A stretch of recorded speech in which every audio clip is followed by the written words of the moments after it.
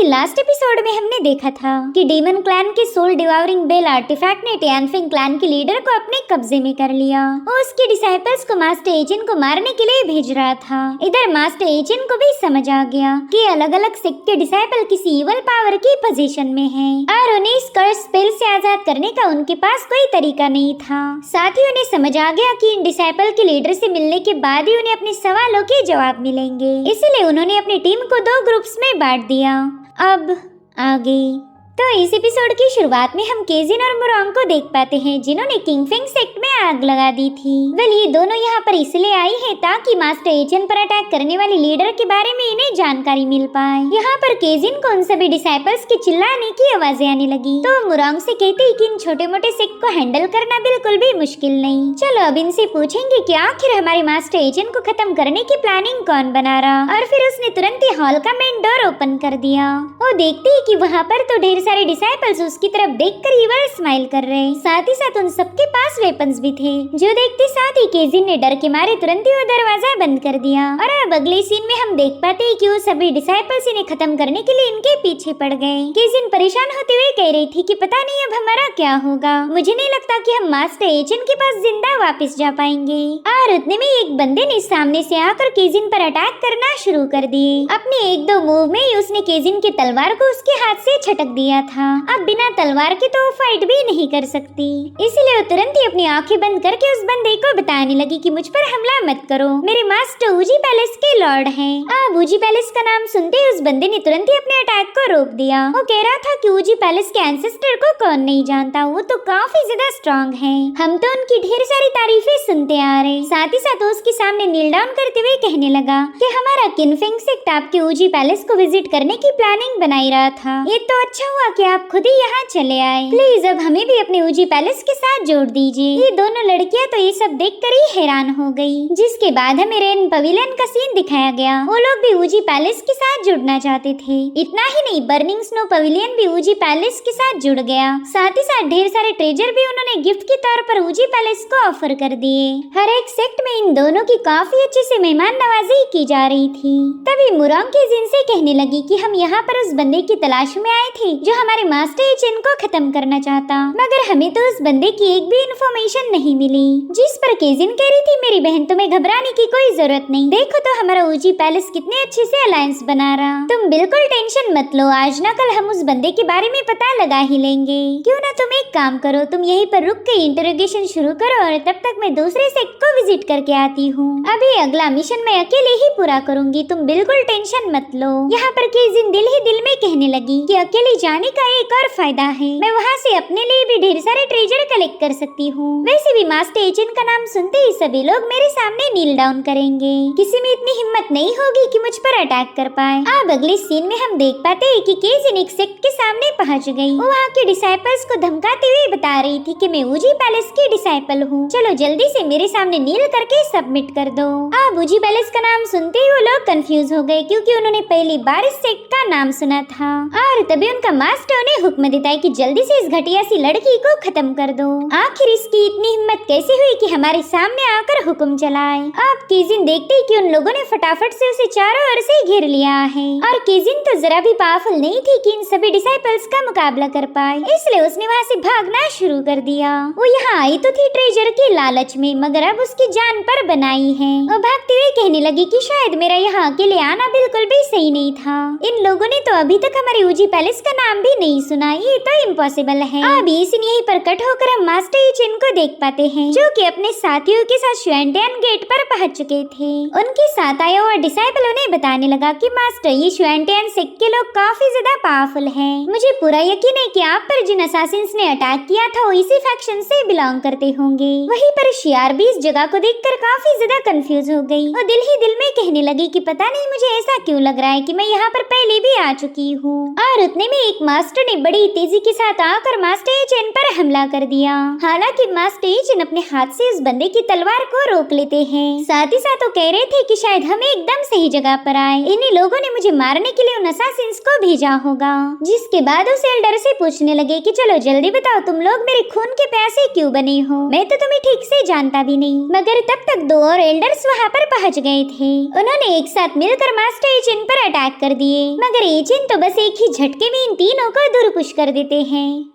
जिसके बाद उन लोगों से पूछने लगी कि बताओ तुम मुझे मारना क्यों चाहते हो। जिस पर वो एल्डर कहने लगा कि तुम्हारे सवालों के जवाब देने के लिए हमारे पास बिल्कुल भी टाइम नहीं है। अरे अब उन तीनों एल्डर्स ने मिलकर अपने अपने पावर्स को एक्टिवेट कर दिया। वेल इसे श्वेंटियन डीमन ब्लेड कहा जाता था, जिससे वहाँ पर एक फॉर्मेशन सेटअप हो जाता है और उस फॉर्मेशन से एक जायंट स्वॉर्ड बाहर आने लगी। इधर शियार भी उस मूव को देखकर थोड़ी सी हैरान थी। वो दिल ही दिल में कहने लगी कि पता नहीं क्यों मुझे ऐसा क्यों लग रहा कि मैं इस मूव को जानती हूँ। और फिर उसे याद आया कि अरे हाँ, यही तो वो सेक्ट है जो मुझे मॉर्टल रेल्म में असेंड होते ही सबसे पहले मिला। इन तीनों एल्डर्स ने मिलकर ही मुझे प्रोटेक्ट किया था। इधर डीमन ब्लेड मास्टर एचिन के काफी करीब पहुंच गई थी, तो मास्टर एचिन तुरंत ही उस ब्लेड को अपने फिंगर से ही रोकने लगे। वहीं पर शियार को अच्छे से पता था कि तीनों मास्टर मिलकर भी लॉर्ड एचिन को हरा नहीं सकते, और अगर ऐसा ही चलता रहा तो फिर मैं मुसीबत में फंस सकती हूँ। मैं ये बात मास्टर एचिन को बिल्कुल भी पता नहीं लगने दे सकती कि मैं इस श्वेंटियन सेक्ट की मास्टर थी, वरना उन्हें तो ये लगेगा कि मैंने ही उन्हें असैसिनेट करने के लिए लोग भेजे थे। तो अब शियार खुद को बचाने के लिए तुरंत ही मास्टर एचिन के पास पहुंच गई। वो अपने पावर्स को एक्टिवेट करते हुए उन्हें बता रही थी कि ऐसे छोटे मोटे मसलों को मैं हैंडल करती हूँ, आप बिल्कुल फिक्र मत कीजिए। जिससे वो लोग बुरी तरह से घायल हो गए और साथ ही उनका फाउंडेशन भी वैनिश हो गया। उन तीनों मास्टर से कह रही थी कि इस फालतू टेक्निक को तुमने डीमन ब्लेड जैसा पावरफुल नाम क्यों दिया, ये तो बड़ी ही बेकार थी।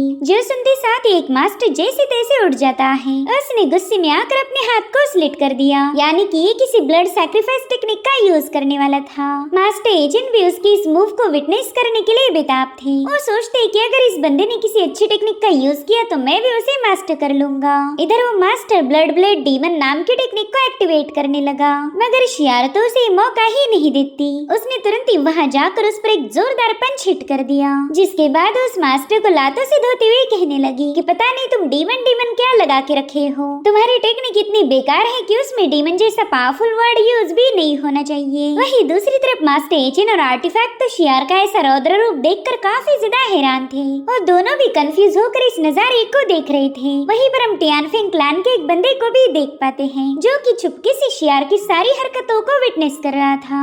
वो कह रहा था कि ये बंदी तो उस बुड्ढे की बड़ी खतरनाक तरीके से कुटाई कर रही। ये बुड्ढा इतना ज्यादा पावरफुल होकर भी ऐसे कैसे मार खा सकता, अगर मैं इसकी जगह होता तो कब का इस बंदी को निपटा देता। और उतने में वो मार खाता हुआ एल्डर शियार को केयरफुली ऑब्जर्व करने लगा। वो सोचता है कि इस बंदी की थोबड़े को देखकर ऐसा फील हो रहा कि मैं इसे जानता हूँ, इसलिए वो शियार को रोकते हुए कहने लगा कि प्लीज रुक जाओ, तुम तो हमारी। और अब वो आगे कुछ बोल पाई इससे पहले शियार ने उसके मुंह पर एक जोरदार पंच हिट कर दिया। वेल शियार ये बिल्कुल नहीं चाहती कि उसकी सच्चाई मास्टर एचिन के सामने आ पाए, इसलिए वो तुरंत उस मास्टर को उठाते हुए कहने लगी कि जरा अपनी मेमोरीज को अच्छे से सर्च करो, बताओ तुमने मेरे मास्टर पर अटैक किया था या नहीं किया था। साथ ही साथ उसने नोटिस किया कि मास्टर एचिन उन्हीं की तरफ आगे बढ़ रहे, इसलिए उसने एक बार फिर से उस मास्टर पर पंच करते हुए उसे जमीन पर पटक दिया, जिसके बाद वो दोबारा से उस पर लाते बरसाना शुरू कर चुकी। उसे डर था कि कहीं ये एल्डर मास्टर एचिन के सामने ये न बता दे कि शियार ही उनकी सेक्ट लीडर है। वहीं पर आर्टिफैक्ट मास्टर एचिन से कहने लगा कि ये बंदी तो बड़ी ही अजीब है, हमने तो इससे ढेर सारे बर्तन धुलवा कर इसे टॉर्चर किया था, लेकिन इसने कभी हम पर ऐसे अटैक नहीं किए। इसे देखकर तो ऐसा लग रहा है कि मानो ये हम दोनों के ऊपर का सारा गुस्सा इस बंदे पर ही उतार रही हो। वहीं दूसरी तरफ शियार उस बंदे की दाढ़ी पकड़कर उसे ऊपर उठा लेती है। वो कह रही थी बताओ इस सेक्ट का लीडर कौन है, जिस पर वो बंदा कह रहा था कि हाँ मैं ही सेक्ट का लीडर हूँ, जिस पर वो कह रही थी कि चलो ठीक है अब मुझे उस बंदे का नाम बताओ जो कि हमारे मास्टर एचिन को मारना चाहता, जिस पर वो एल्डर कहने लगा नाम मुझे तो उसके बारे में कोई आइडिया नहीं, जो सुनते साथ ही शियार ने उसे दूर पटक दिया। साथ ही साथ मास्टर एचिन को भी बता रही थी कि उस मास्टरमाइंड के बारे में तो इनके पास कोई इन्फॉर्मेशन नहीं, मेरे ख्याल से इन्हें बस कठपुतलियों जैसे यूज किया जा रहा। मेरे ख्याल से अब हमारा यहाँ पर रुकने का कोई फायदा नहीं, हमने किसी और सेक्ट में जाकर इन्फॉर्मेशन कलेक्ट करनी चाहिए। मास्टर एचिन और आर्टिफैक्ट भी नोटिस करते हैं कि ये बंदी यहाँ से बड़ी ही जल्दी जाना चाहती, कुछ तो है जिसे ये बंदी हाइड कर रही। लेकिन मास्टर एचिन को फिर लग रहा था कि शायद शियार ने उनकी मदद की है, वरना वो उस बंदे को इतनी बुरी तरह से क्यों ही पीटती। मगर ये लोग वहाँ से जा पाए इससे पहले कि एल्डर को होश आ गया। वो बड़ी खुशी के साथ कहने लगा सेक्ट लीडर आप वापिस आ गई। अब ये सुनकर तो शियार को बहुत बड़ा झटका लग गया। वो इस एल्डर से इतनी दूर थी कि उसका मुंह बंद करने के लिए उसके पास पहुंच ही नहीं पाई, और तब तक उस एल्डर ने उसका राज खोल दिया था। शियार समझ गई कि अब उसका खेल खत्म हुआ। मास्टर एजेंट तो उसे बिल्कुल भी नहीं बख्शेंगे, इसलिए वो तुरंत ही उनके सामने घुटनों पर बैठते हुए माफी मांगने लगी। उन्हें बताने लगी कि हाँ, मैं श्वेंटियन गेट की लीडर थी, लेकिन आपको जो लोग मारना चाहते हैं उनसे तो मेरा दूर दूर तक कोई कनेक्शन नहीं। इधर मास्टर एजेंट ने अपना हाथ आगे बढ़ाते हुए शियार की मुंडी नीचे कर दी। वो उसे मारना तो नहीं बल्कि बचाना चाहते थे। दरअसल वहाँ पर एक फ्लाइंग स्वॉर्ड बड़ी तेजी के साथ पहुंच चुकी थी, मगर मास्टर एजेंट ने तुरंत ही उसे साइड में पटक दिया और अब उस बंदे को तुरंत ही चुप करने लगे। साथ ही साथ वो शियार से कह रहे थे कि बताओ क्या ये बंदा भी तुम्हारे लिए काम करता है? जो सुनते साथ ही शियार तो काफी ज्यादा पैनिक हो गई। वो कहने लगी कि मैं अर्थ एंड हेवन की कसम खा के बताती हूँ कि मैं इस बंदे को नहीं जानती। मुझे तो ये भी नहीं पता कि ये लोग आपको मारना क्यों चाहते हैं। और उसी वक्त तो मार खाया हुआ एल्डर भी उठ जाता है। वो मास्टर एजेंट को बता रहा था कि इसी बंदे ने हमें कंट्रोल करके रखा, साथ ही साथ इसने हमारे ढेर सारे डिसाइपल्स को एक मिशन पर भेजा था और ये बंदा इतना ज्यादा पावरफुल है कि हम इसका मुकाबला ही नहीं कर पाए। अब उनकी बातें सुनते ही मास्टर एजेंट ने अपने आर्टिफैक्ट को उन्हें चेक करने के लिए भेज दिया। तो आर्टिफैक्ट ने तुरंत ही जाकर अपनी स्पिरिचुअल पावर का यूज करते हुए उनकी बॉडीज को चेक किया और आर्टिफैक्ट को उनकी बॉडी से वही स्ट्रेंज डिमोनिक ऑरा महसूस हुई, जिसका यूज करके डीमन क्लैन ने कई सारे असैसिन्स को कंट्रोल किया था।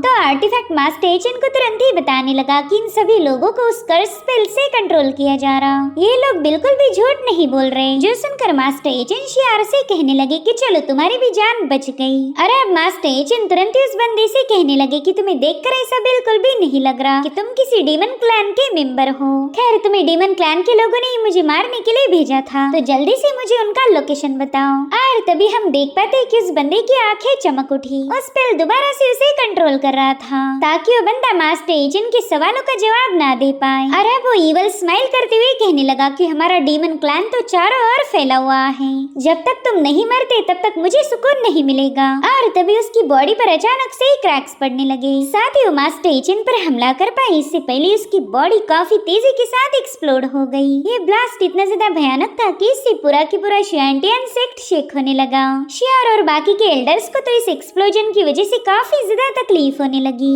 और फिर थोड़ी देर में सब कुछ शांत हो जाता है। वो एल्डर हैरान होकर कहने लगा कि इतने भयानक एक्सप्लोजन के सामने होकर भी मास्टर एजेंट पर कोई हमला नहीं हुआ। इनफैक्ट उनकी बॉडी पर तो एक स्क्रैच भी नहीं हुआ। आखिर ये बंदा आया कहाँ से? वही दूसरी तरफ आर्टिफैक्ट मास्टर एजेंट को बता रहा था कि अब हमें दोबारा से जीरो से शुरुआत करनी पड़ेगी। ये बंदा हमें उस मास्टरमाइंड तक पहुँचा सकता था, लेकिन इसने तो खुद को ही खत्म कर दिया। मेरे ख्याल से अब हमारा यहाँ पर रुकने का कोई फायदा नहीं। और उतने में एक एल्डर आकर मास्टर एजेंट से बात करने लगा। वो कह रहा था कि हमारे श्वेंटियन गेट का नेटवर्क काफी ज्यादा स्ट्रांग है, हमारे जासूस हर सेक्ट में फैले हुए हैं, तो हमारे पास सभी सेक्ट की इंफॉर्मेशन है। जिस बंदे ने खुद को एक्सप्लोर किया मैं उसके बारे में जानता हूँ। सब यहाँ पर आकर मास्टर एजेंट की तलाश खत्म होगी। फाइनली उन्हें उस मास्टरमाइंड के बारे में पता चलेगा जिसने इन सभी असैसिन्स को कंट्रोल करके उन्हें खत्म करने के लिए भेज दिया था। अब सीन शिफ्ट होकर हम टियानफेंग क्लैन के अल्केमी रूम को देख पाते हैं। उनका लीडर एज यूजुअल अपने वेपन को फोर्ज करने में बिजी था कि तभी उसका डिसाइपल भागते हुए वहाँ पर पहुँच जाता है। वो बंदा काफी ज्यादा घबराया हुआ था। वो तुरंत ही अपने लीडर को बताने लगा कि एक बहुत बड़ा ग्रुप हमारे टियानफेंग क्लैन की तरफ आगे बढ़ रहा है।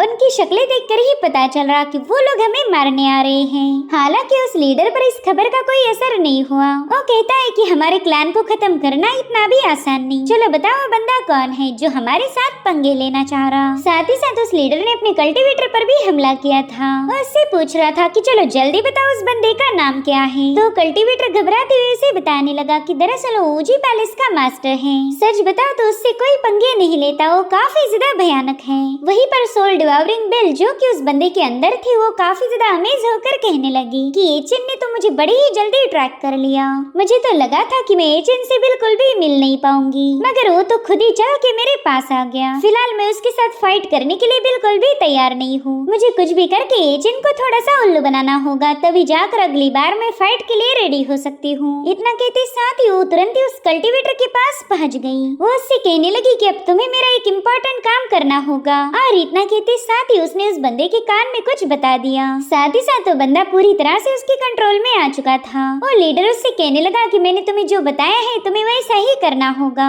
तो बंदा भी तुरंत ही इसके लिए राजी हो गया। वह यानफिंग क्लैन के लीडर को देख पाते हैं जिसने अपने एक डिसाइपल को अपने वश में कर लिया था। वो बिल्कुल भी मास्टर एचिन का मुकाबला नहीं करना चाहता था, इसलिए उसने अपने एक डिसाइपल को बलि का बकरा बना दिया। वेल इस लीडर ने अपने बंदे को सारी पट्टी बना दी थी कि उसने मास्टर एचिन के सामने क्या बोलना है, और अब उस बंदे की रिवीजन लेने लगा। उससे पूछता है कि बताओ तुम किसके लिए काम करते हो। तो बंदा उसे बताता है कि मैं बुचुन सेक्ट के मास्टर फांगाओ के लिए काम करता हूँ। वो कहता है बताओ फांगाओ मुझे मारना क्यों चाहता है। मगर तभी अचानक से उस कल्टीवेटर को चक्कर आने लगे, जो देखकर वो लीडर उसे जोर जोर से शेक करते हुए कहने लगा कि बताओ फांगाओ मुझे मारना क्यों चाहता है। वेल इस कल्टीवेटर की एक और कमजोरी थी, इसे ठीक से सुनाई नहीं देता था। वो कहता है क्या कहा आपने, सुसाइड, आखिर यहाँ पर अपनी जान देना कौन चाहता है। जिस पर वो लीडर उस पर चिल्लाते हुए कहने लगा कि बेवकूफ, मैंने सुसाइड का नहीं बोला, मैं तो ये बोल रहा हूँ कि बताओ फांगाओ मुझे मारना क्यों चाहता है।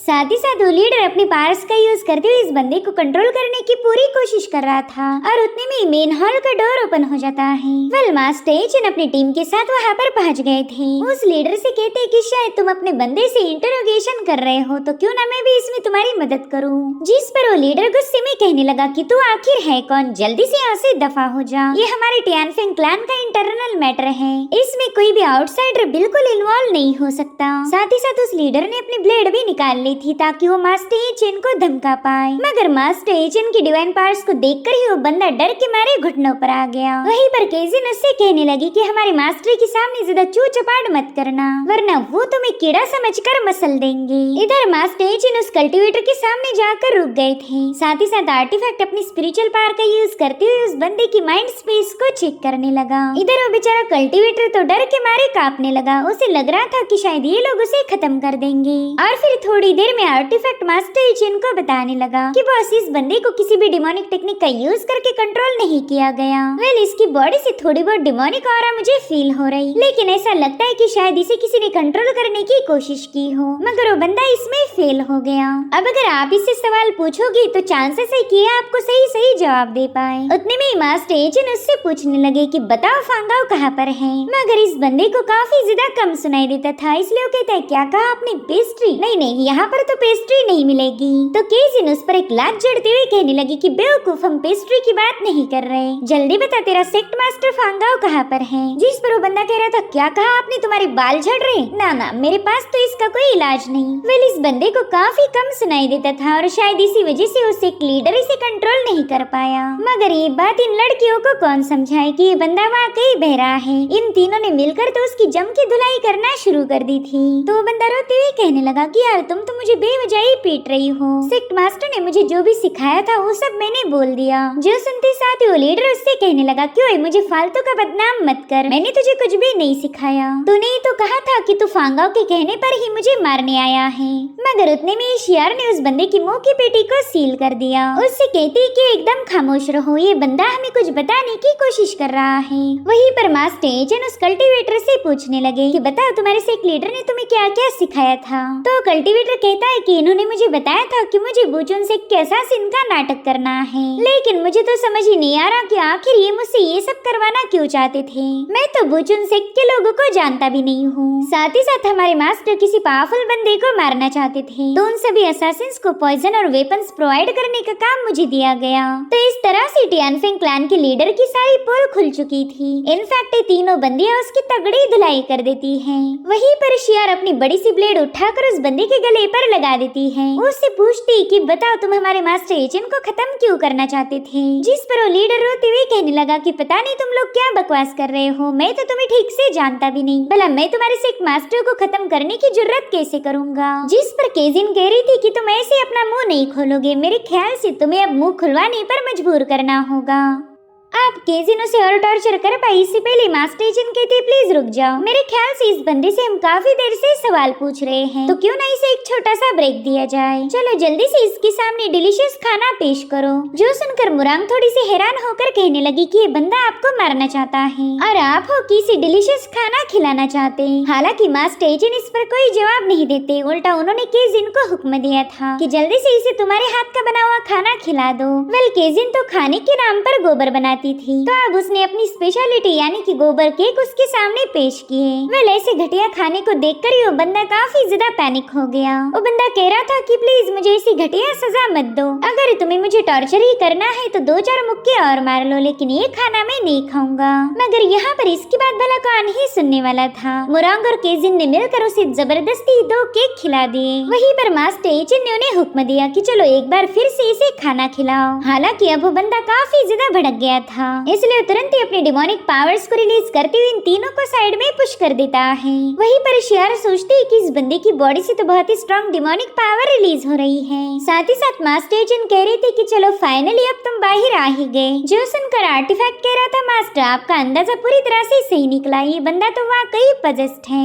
इधर उस लीडर ने अपने डिमोनिक क्लॉ का यूज करते हुए मास्टर एचिन पर अटैक कर दिया था, लेकिन वो तो एक ही सेकंड में उसके अटैक को डिस्ट्रॉय कर देते हैं। और तब तक मोरांग और केजिन ने मिलकर उस लीडर पर अटैक करना शुरू कर दिए, मगर वो बंदा काफी ज्यादा पावरफुल था। वो बड़ी ही तेजी के साथ इनके अटैक को काउंटर करते हुए इन पर ही भारी पड़ गया। इधर शियारा सोच रही थी कि ये बंदा तो किसी डीमन किंग के कंट्रोल में है, अगर इससे बात की जाए तो शायद हेवन रेल्म में जाने का मुझे रास्ता मिल जाएगा। ऐसे ही मौके की मुझे तलाश थी, अब इसे मैं हाथ से नहीं जाने दे सकती, इसलिए तुरंत ही उस लीडर पर अटैक करने के लिए रवाना हो गई। उन दोनों की क्लैश में वो पूरी जगह शेक होने लगी। साथ ही साथ केजिन और मोरांग भी पीछे की तरफ पुश हो चुकी थी। यहाँ पर हम देख पाते हैं कि शियार इस बंदे के साथ फाइट करते हुए उससे बात करने की कोशिश कर रही। उससे धीरे से कहने लगी कि शायद तुम्हें डीमन लॉर्ड ने यहाँ भेजा है, बल मैं भी उन्हीं के लिए काम करती हूँ। अब ये सुनकर उस लीडर ने तुरंत ही शियार को पीछे पुश कर दिया। साथ ही साथ वो अपनी पावरफुल एनर्जी को रिलीज करने लगा। वो दिल ही दिल में सोचता है कि अरे बाप रे, इन लोगों को तो हमारे डीमन लॉर्ड के बारे में ऑलरेडी पता है, अब तो मुझे कुछ भी करके इन चारों को यहीं पर खत्म करना होगा। वहीं पर मास्टर एचिन देखते हैं कि उस लीडर की बॉडी से बहुत ही स्ट्रॉन्ग एनर्जी फ्लक्चुएशंस रिलीज हो रहे। साथ ही वो लीडर मास्टर एचिन से कहने लगा कि फिलहाल तो मैं तुम्हारे साथ कोई फाइट नहीं करना चाहता था, मैंने सोचा क्यों ना अपनी पावर्स को और थोड़ा सा रिगेन किया जाए, उसके बाद तुम्हारा काम तमाम किया जाएगा। लेकिन तुम्हें मरने की कुछ ज्यादा ही जल्दी हो रही, इसलिए मैं अब तुम्हें जहन्नुम में भेजने वाला हूँ। और इतना कहते साथ ही उस लीडर ने अपनी पावर्स का यूज करते हुए वहाँ के हर एक वेपन को अपनी तरफ खींचना शुरू किया। उस फॉर्जिंग रूम में जितने भी वेपन्स थे वो सब अब उस लीडर के पास आ चुके हैं और अब उसने मास्टर एचिन पर हमले करना शुरू कर दिए। लेकिन मास्टर एचिन के पास थी इंडिस्ट्रक्टिबल बॉडी, जिसके चलते उन वेपन्स का उन पर जरा भी असर नहीं हो रहा था। इधर ये तीनों लड़के उन पर बरस रहे वेपन्स को फटाफट से काउंटर करने लगी। उन्हें पता था कि मास्टर एचिन उनकी मदद नहीं करने वाले, वो चाहते थे कि ये लोग भी खुद के दम पर पावरफुल बन जाएं और स्ट्रॉन्ग बनने के लिए इनका जिंदा रहना काफी ज्यादा इम्पोर्टेंट है। यहाँ पर शियार को भी समझ आ गया कि डीमन लॉर्ड उसे खामोश करना चाहता है। इधर वो लीडर देखता है कि ये तीनों बंदियां काफी ज्यादा स्ट्रॉन्ग हैं। इन्होंने उसके हर एक अटैक को डॉज कर दिया, इसलिए वो अब अपनी एक और टेक्निक को एक्टिवेट कर देता है, जिसका यूज करते साथ ही तीनों बंदियां अपनी जगह पर फ्रीज हो गई। अब ये लोग चाहकर भी कोई मूवमेंट नहीं कर पाएंगे। और तब तक उस लीडर ने वहाँ मौजूद सभी वेपन्स को दोबारा से अपने पास समन कर लिया। उसने अब उन सभी वेपन्स का यूज करते हुए सीधे मास्टर एचिन पर अटैक कर दिया था, मगर मास्टर एचिन की डिवाइन पावर के सामने उसके वेपन्स एक सेकंड के लिए भी टिक नहीं पाए। वहीं पर आर्टिफैक्ट ने भी अपनी स्पिरिचुअल पावर का यूज करते हुए इस बंदे की मूव को फेल कर दिया। वो इन तीनों लड़कियों को अपने कंट्रोल में लाना चाहता था, मगर आर्टिफैक्ट ने उसकी ये चाल नाकाम कर दी। वो बंदा तो हैरान होकर कहने लगा कि आखिर तुम लोग मेरी पोजीशन में क्यों नहीं आए, मैं तो किसी को भी आसानी के साथ अपने वश में कर सकता हूँ। जिस पर आर्टिफैक्ट जवाब देते हुए कहने लगा कि ना, मेरे होते हुए तो तुम ये सब नहीं कर सकते। साथ ही साथ वो बंदा देखता है कि अब मास्टर एचिन उसकी तरफ आगे बढ़ रहे, तो उसने अपनी फुल पावर का यूज करते हुए उन्हें भी कंट्रोल करने की कोशिश की, जिससे वहाँ पर एक जोरदार ब्लास्ट हो जाता है। वो लीडर मास्टर एचिन से कह रहा था कि वहीं पर रुक जाओ, हालांकि उसकी डिमोनिक पावर मास्टर एचिन को छू भी नहीं पाती, इसलिए वो बंदा फ्रस्ट्रेट होकर वहाँ पर ढेर सारे ब्लास्ट करने लगा। वो कह रहा था कि तुम सभी को मेरी ऑर्डर को फॉलो करना है, मगर इनमें से कोई भी उसकी बातों पर तवज्जो नहीं दे रहा था और ना ही यहाँ पर उसकी मैजिकल पावर उसके काम आई। मास्टर एचिन तो अब सीधे उसके पीछे आकर उस पर एक जोरदार पंच हिट कर देते हैं। ये पंच इतना ज्यादा जबरदस्त था कि उस जगह पर एक बहुत बड़ा सा गड्ढा बन जाता है। साथ ही साथ वो लीडर उसमें पटक गया था और अब फाइनली उसकी बेहोश होते ही सोल कैप्चरिंग बेल उस बंदे की बॉडी से बाहर आ गई। वो मास्टर एचिन से कहती कि तुम तो एक नंबर के कमीने हो, तुमने मुझे अपने असली फॉर्म में आने पर मजबूर कर दिया, बस तुम देखते जाओ कि कैसे मैं तुम्हारी वाट लगाती हूँ। बहुत ही जल्द मैं तुमसे रिवेंज लेने के लिए वापस आऊंगी। इतना कहते साथ ही वो बेल तुरंत वहाँ से भागने की कोशिश करने लगी, लेकिन आर्टिफैक्ट ने सीधे जाकर उसकी मुंह पर एक लात जड़ दी, जिसके चलते वो मास्टर एचिन के पास पहुंच जाती है। यहाँ पर मास्टर एचिन ने गुस्से में उसे स्क्वीज करना शुरू कर दिया, तो बेल भी उन्हें देखकर बड़े ही अजीब तरीके से स्माइल करने लगी। उसे लग रहा था कि शायद मास्टर एचिन उसे जिंदा छोड़ दे। तभी मास्टर एचिन उसे जोर से स्क्वीज करते हुए कहने लगे कि तुम तो एक डिमोनिक ऑब्जेक्ट हो, मेरे ख्याल से तुम अपर रेल्म से बिलोंग करते हो, तो बताओ फिर तुम इस मॉर्टर रेल्म में क्यों आए। यहाँ पर वो सोल कैप्चरिंग बेल दिल ही दिल में कहने लगी कि ये बंदा तो बहुत ही बड़ा बेवकूफ है।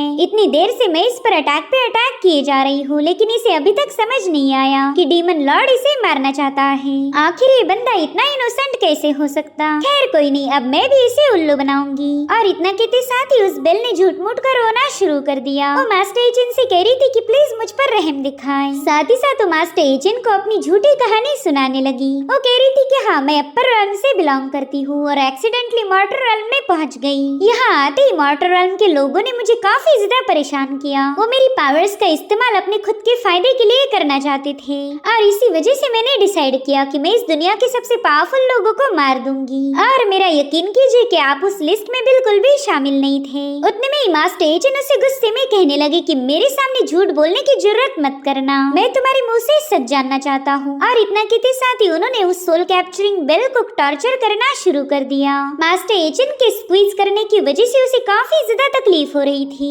इसलिए वो दर्द के मारे जोर जोर से चिल्लाना शुरू कर देती है। साथ ही साथ वो डीमन लॉर्ड से कह रही थी कि मालिक प्लीज यहाँ आकर मुझे बचा लीजिए, वरना तो ये बंदा मुझे मार देगा। वेल इस बेल में इतनी ज्यादा पावर है कि उसके चिल्लाने की वजह से इन तीनों को काफी ज्यादा तकलीफ होने लगी, मगर मास्टर एचिन तो उसे छोड़ने के लिए बिल्कुल भी तैयार नहीं थे। और फिर उन्होंने अपनी डिवाइन पावर का यूज करते हुए उस सोल कैप्चरिंग बेल को वहीं पर डिस्ट्रॉय कर दिया। वहीं पर आर्टिफैक्ट उन्हें बता रहा था कि मास्टर मेरे ख्याल से हेवनली डीमन लॉर्ड का ट्रेजर है और इसी बेल ने आपको मारने के लिए इतने सारे असासिन्स भेजे थे। वेल इसका सीधा मतलब तो ये है कि हेवनली डीमन लॉर्ड आपको मारना चाहता था। यहाँ पर मास्टर एचिन भी काफी ज्यादा कंफ्यूज थे। वो सोचते कि अपर रेल्म में इस हेवनली डीमन लॉर्ड से मेरी कई दफे मुलाकात हुई, मगर उस बंदे ने तो कभी भी मेरा अपमान नहीं किया था, तो फिर वो अचानक से मेरे खिलाफ इतनी बड़ी साजिश कैसे कर सकता। मॉर्टर रेल्म में डिसेंड होते ही वो बंदा तो मेरा दुश्मन बन गया। मेरे ख्याल से वो बंदा मेरी पोजीशन को हथियाना चाहता है और उसने अपर रेल्म में chaos मचाया होगा। अब तो मुझे कुछ भी करके जल्दी से वापस लौटना ही होगा। जिसके बाद वो आर्टिफैक्ट से कहने लगे कि इस लीडर को मारने की कोई जरूरत नहीं, इसने हम पर जानबूझकर अटैक नहीं किए थे, ये तो बस उस हेवनली बेल के कंट्रोल में था। अब यहाँ पर शियार सोचने लगी कि ये बेल न जाने कब से डीमन लॉर्ड की सेवा करते आ रही थी, मगर जैसे इसका आखिरी वक्त आया डीमन लॉर्ड ने इसकी कोई मदद नहीं की। वैसे देखा जाए तो मास्टर एचिन मेरे दुश्मन है, लेकिन इन्होंने हर बार मेरी जान बचाई। जो भी उनके साथ लॉयल रहेगा मास्टर एचिन उसे महफूज रखेंगे, इसलिए अब मुझे नहीं लगता कि मैंने डीमन लॉर्ड की सेवा करनी चाहिए। मेरे ख्याल से मैंने अपना मास्टर चुन लिया है। सो फाइनली शियार भी सही रास्ते पर वापस आ गई। उसने अब डिसाइड किया था कि वो मास्टर एचिन के साथ वफादार रहेगी। अब यहाँ पर मास्टर एचिन टियानफेंग क्लैन के गेट पर आ चुके थे। तभी टियानफेंग क्लैन का लीडर अपने कल्टिवेटर्स के साथ वहाँ पर पहुँच गया। वो मास्टर एचिन का शुक्रिया अदा करते हुए कहने लगा कि आपकी ही वजह से मैं उस डिमोनिक पोजीशन से आजाद हो गया। अगर आप मेरी मदद ना करते तो शायद हमारा टियानफेंग क्लैन पूरी तरह से डिस्ट्रॉय हो जाता। इसलिए हम सब ने मिलकर एक फैसला लिया है कि आज के बाद हम ऊजी पैलेस के वफादार रहेंगे। प्लीज हमें भी आपके ग्रेट ऊजी पैलेस का हिस्सा बना लीजिए। साथ ही साथ उन सभी लोगों ने मास्टर एचिन को अपना सेक्ट लीडर बना लिया था। तो इस तरह से मास्टर एचिन का ऊजी पैलेस दिन ब दिन काफी ज्यादा स्ट्रॉन्ग बनते जा रहा था। वो दिन दूर नहीं जब मास्टर एचिन का ऊजी पैलेस इस दुनिया का नंबर 1 सेक्ट बनेगा। अब ये सीन यहीं पर कट होकर हम दोबारा से सोल कैप्चरिंग बेल को देख पाते हैं, जिसने अपने सभी पीसेस को आपस में जोड़ लिया था। वो कहने लगी चलो ये तो अच्छा हुआ कि मेरे पास लाइफ सेविंग मेथड्स थी, वरना तो ये बंदा तो मुझे मार ही चुका था। खैर इसके साथ फाइट करने का एक फायदा तो जरूर हुआ। अब तो मैं 100% श्योर हो चुकी हूँ कि यही बंदा डिवाइन रेल्म का एम्परर है। इतना ही नहीं, उसके साथ जो आर्टिफैक्ट था वो भी हमारे हेवनली डीमन लॉर्ड का ही ट्रेजर है, जो कि कई सौ सालों पहले हमारे डीमन लॉर्ड के हाथों से गुम हो गया था। कियान्यू सेक्ट की कैरेज दिखाई गई, जो कि इस मॉर्टर रेल्म का सबसे पावरफुल सेक्ट माना जाता था। मगर मास्टर एचिन के अचानक से ही फेमस होने की वजह से कियान्यू सेक्ट की सारी स्पॉटलाइट ही वैनिश हो गई। साथ ही साथ यहाँ पर हम एक ईवल एनर्जी को फ्लोट होता हुआ देख पाते हैं, जो कि चुपके से इन लोगों पर नजर रख रही थी। वहीं पर कियानू सेक्ट का एल्डर अपने मास्टर से कहने लगा कि हम पता नहीं उस मास्टर एजेंट से मिलने क्यों जा रहे। हमारा कियानू सेक्ट इस मॉर्टल रेल्म का नंबर 1 सेक्ट माना जाता है। इनफैक्ट हमने इस सभी छोटे मोटे सेक्ट को लीड करना चाहिए, लेकिन ये काम कर रहा है ओजी पैलेस। ओजी पैलेस ने अपनी बढ़ती हुई रेपुटेशन से हमारी सारी इमेज को ही खराब कर दिया। मैंने तो यहाँ तक सुना था कि कई सारे छोटे सेक्ट उनके साथ जुड़ने के लिए मरे जा रहे। आपने तो उस ओजी पैलेस के मास्टर को घुटनों पर लाना चाहिए था, लेकिन इसके बजाय आप पर्सनली उससे मिलने जा रहे हो।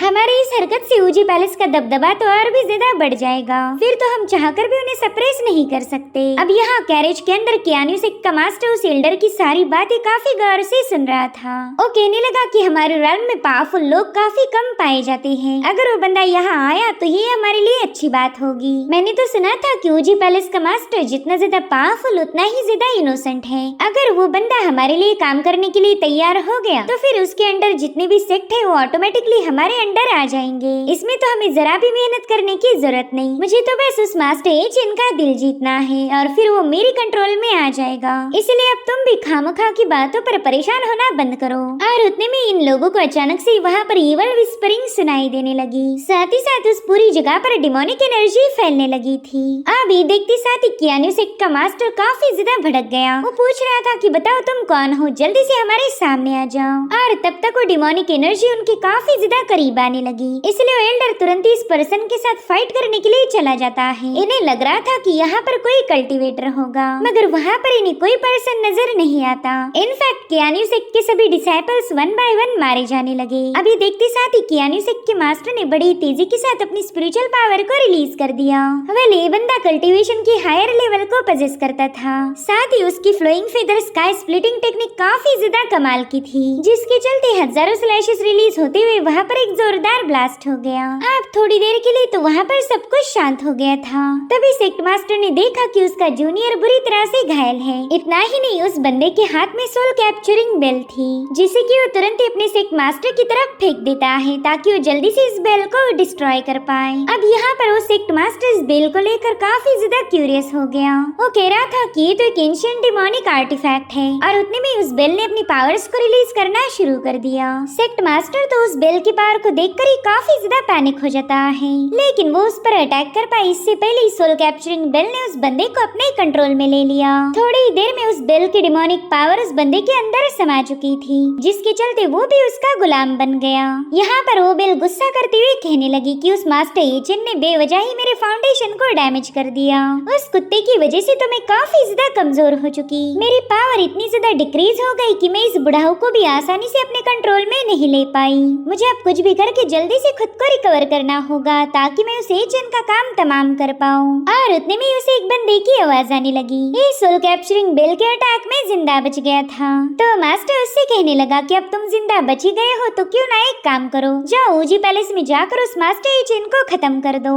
अब ये सुनकर बेचारा जाओ काफी ज्यादा परेशान हो गया। वो कह रहा था सेक्ट मास्टर मैं तो बस एक मामूली सा सर्वेंट हूँ, मुझे तो मार्शल आर्ट की एक भी टेक्निक नहीं पता, तो भला मैं उस पावरफुल बंदे का खात्मा कैसे करूँगा। लेकिन सेक्ट मास्टर कहा ही उसकी सुनने वाला था। अब सीन शिफ्ट होकर हमें ओजी पैलेस का मेन हॉल दिखाया गया, जहाँ पर टियानफेंग क्लैन का एक बंदा उनके सेक्ट की एक स्पेशल डिश बनाकर मास्टर एजेंट के लिए लेके आया था। वो कह रहा था कि हमारा भुना हुआ क्रेन काफी ज्यादा डिलीशियस है, इसे खाकर तो आपको मजा ही आएगा। इधर उसकी डिश देखते ही बेचारी मुरांग अपना सिर पीटने लगी। वहीं पर मास्टर एजेंट भी उसे खाने के लिए मना कर देते हैं, क्योंकि वो बंदा एक जिंदा क्रेन पकड़ के लाया था। इसलिए तुरंत ही मास्टर एजेंट से माफी मांगते हुए कहने लगा कि सॉरी मैं तो कढ़ाई के नीचे आग जलाना ही भूल गया था। वहीं पर टियान उस बंदे को घसीटते हुए बाहर ले जाने लगा।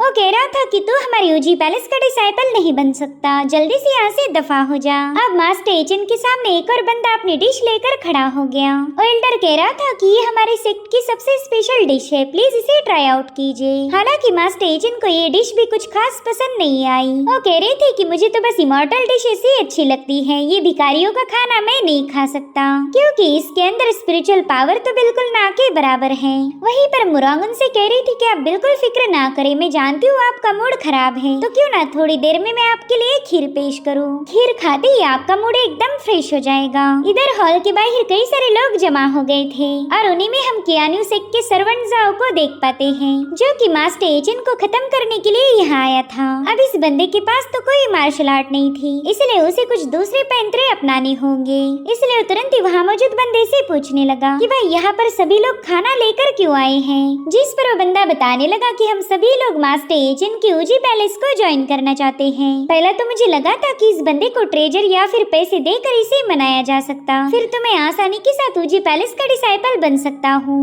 लेकिन मास्टर एजेंट तो काफी ज्यादा अजीब है, उन्हें पैसे या ट्रेजर में कोई दिलचस्पी नहीं। तुम उन्हें गोल्ड दो या फिर सिल्वर, वो बिल्कुल एक्सेप्ट नहीं करेंगे, उन्हें तो बस खाना चाहिए। ये बंदा खाने पीने का इतना शौकीन होगा, ये तो मैंने कभी इमेजिन भी नहीं किया था। अब तुम ही बताओ, मैं ठहरा एक वॉरियर, भला मुझे खाना पकाना कैसे आएगा? मुझे तो चाय के लिए पानी उबालना भी नहीं आता, तो भला मैं अच्छे अच्छे पकवान कैसे बनाऊंगा? मगर फिर भी मैंने हार नहीं मानी थी। मैंने रोस्टेड क्रेन पकाने की कोशिश की, लेकिन उसके नीचे आग लगाना ही भूल गया। और इतना कहते साथ ही उस बंदे ने इरिटेट होकर रोना शुरू कर दिया। वहीं पर एक दूसरी कल्टीवेटर बताने लगी कि ऊजी पैलेस हमारी मॉर्टल रेल्म का सबसे पावरफुल सेक्ट बन चुका है, इसका डिसाइपल बनना ही अपने आप में एक गौरव की बात होगी, तो ऐसे मौके को कोई भी हाथ से नहीं जाने देगा। साथ ही साथ मास्टर एजेंट इतने पावरफुल है कि कोई भी गलती से उनके साथ पंगे नहीं लेगा, यानी कि ऊजी पैलेस के साथ जुड़ना काफी ज्यादा सेफ है। मैं तो जेडमून पवेलियन से बिलोंग करती हूँ और आज मैं मास्टर एजेंट को इम्प्रेस करने के लिए हमारी स्पेशलिटी यानी कि 100 फ्लावर सूप लेके आ गई।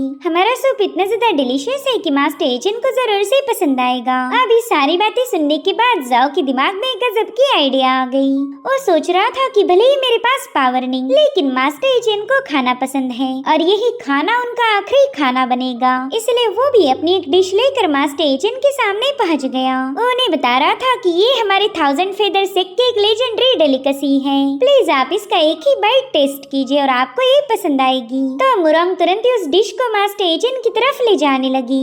इधर जाओ दिल ही दिल में सोचने लगा कि ये डिश एक सीक्रेट पॉइजन का यूज करके बनाई गई है। मास्टर इसे खाएगा और फिर तुरंत ही लुढ़क जाएगा, चाहे फिर इसका पेट लोहे से ही क्यों ना बना हो, मगर फिर भी ये मारा जाएगा। इधर मास्टर एजेंट तो जाओ की डिश को देखकर जरा भी इम्प्रेस नहीं हुए। वो कहने लगे कि ये सभी डिशेस एकदम एक जैसी है, बिल्कुल ही बोरिंग। चल बच्चे जल्दी से यहाँ से दफा हो जा, तू मेरा डिसाइपल नहीं बन सकता। मगर जाओ तो तुरंत ही अपना माथा टेकते हुए इनके सामने रिक्वेस्ट करने लगा कि प्लीज मेरे साथ ऐसा ना कीजिए। अगर आपको ये वाली डिश पसंद नहीं आई तो मैं आपके लिए कुछ यूनिक और फ्रेश बना के लाता हूँ। हमारे सेट के पास कई सारी इमॉर्टल डिशेस की भी रेसिपी है। वो सारी डिशेस इतनी ज्यादा एक्सोटिक है कि आपको काफी ज्यादा पसंद आएगी। अब उसकी ये सारी बातें सुनकर मास्टर एजेंट भी थोड़े से कन्विंस हो गए। वो कहते लड़के, मैं तुम्हें बस 1 घंटे का वक्त देता हूँ, इस 1 घंटे के अंदर तुम्हें एक बेहतरीन सी डिश बना के लानी होगी, और अगर वो भी मुझे पसंद नहीं आई तो मैं तुम्हारी वाट लगा दूंगा। इधर केजिन के दिमाग में एक बेहतरीन सी आइडिया आ गई। उसे पता था कि ये बंदा काफी ज्यादा परेशान है, तो क्यों ना इसी का फायदा उठाया जाए।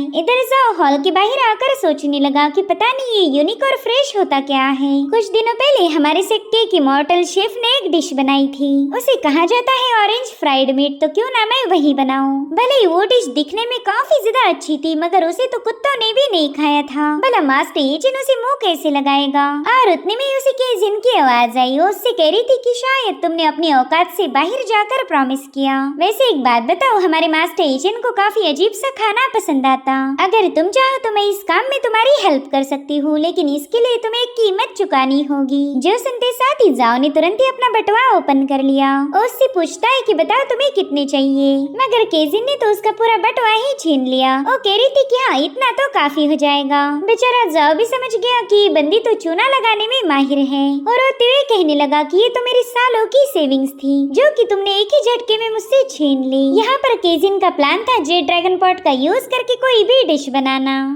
वैसे तो केजिन को भी खाना बनाना नहीं आता था, मगर जे ड्रैगन पॉट के लिए किसी शेफ की जरूरत नहीं थी। अगर इसमें सही से इंग्रेडिएंट्स ऐड कर दो तो ये पॉट अपने आप ही खाना बना लेता है। इसलिए केजिन ने तुरंत ही सब्जियां जमा करना शुरू कर दी, मगर उतने में पॉट सर्वेंट शियार वहाँ पर पहुँच जाती है। उसने गाजर के एक ही फटके में जाओ को नीचे पटक दिया था। साथ ही साथ तो गुस्से में केजिन से पूछने लगी कि बताओ तुम जे ड्रैगन पॉट के साथ क्या कर रही थी। तो केजिन फटाफट से उसे अपने इंग्रेडिएंट्स दिखाने लगी। उसके एक हाथ में केला था और दूसरे हाथ में था मेंढक। वो बताती है कि मैं तो बस इस बंदे की मदद करना चाहती थी, इसे एक फ्रेश और यूनिक रेसिपी बनानी है, तो मैंने सोचा क्यों ना मैं ही हाथ बटा दूं। वैसे तुम होती कौन हो मुझसे सवाल पूछने वाली, जल्दी से यहाँ से दफा हो जाओ। जिस पर शियार बता रही थी कि हमारे मास्टर को केले और मेंढक बिल्कुल भी पसंद नहीं आते, उन्हें हमेशा कड़वी चीजें ही पसंद आती है जो सिर्फ मैं ही बना सकती हूँ। अगर उनके लिए खाना बनाना है तो तुम्हें मेडिसिनल हर्ब की जरूरत पड़ेगी, और तुम तो इतनी बड़ी चिंदी हो कि एक भी मेडिसिन हर्ब खरीद के नहीं ला सकती। तो केजिन तुरंत ही वहाँ से एक टोफू का ब्लॉक उठाकर उस पॉट में डालते हुए कहने लगी कि मास्टर को कड़वी नहीं बल्कि मीठी चीजें अच्छी लगती है। मगर शियार कह रही थी ना, उन्हें तो बस तीखा और नमकीन खाना ज्यादा अच्छा लगता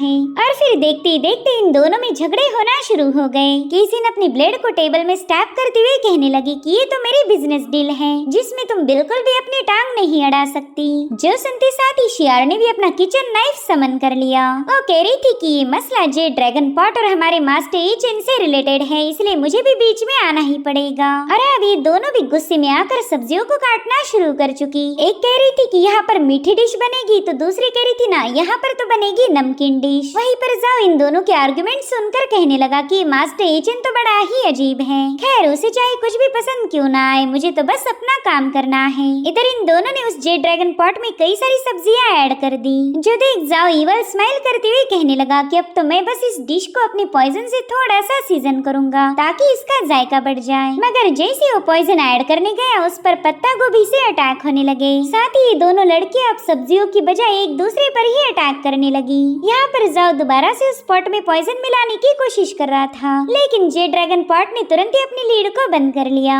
उसके अंदर तो अपने आप डिश बनना शुरू हो गई थी, लेकिन उसी वक्त उस पूरी जगह पर काफी गंदा स्मेल फैलने लगा। दरअसल जाओ का थोड़ा सा पॉइजन उस डिश में जा चुका था और इसी वजह से उस पूरे कमरे में स्मेल आने लगा। इधर मास्टर एचएन किचन की तरफ निकल चुके थे। वो दिल ही दिल में कहने लगे कि हेवनली रेल्म में तो मुझे स्पिरिचुअल पावर हासिल करने के लिए कल्टीवेशन करना पड़ता था, लेकिन यहाँ पर तो बस मुझे खाने पर ही डिपेंड रहना पड़ता। अगर मुझे अच्छा खाना नहीं मिला तो कल्टीवेशन भी इम्प्रूव नहीं होगी और ना ही मैं फिर हेवनली रेल्म में वापस जा पाऊंगा। और तभी मास्टर एचएन को भी वो बदबू आने लगी। वो कह रहे थे कि शायद खाना बन चुका है। अब जैसे उन्होंने रसोई घर का दरवाजा खोला, मुरंग और टियान तो तुरंत ही अपने नाक बंद कर लेते हैं। वहीं पर जाओ ने तुरंत ही बताने लगा कि प्लीज मेरा यकीन कीजिए, ऐसी घटिया सी डिश मैंने नहीं बनाई, मैं तो अच्छा खाना पका रहा था।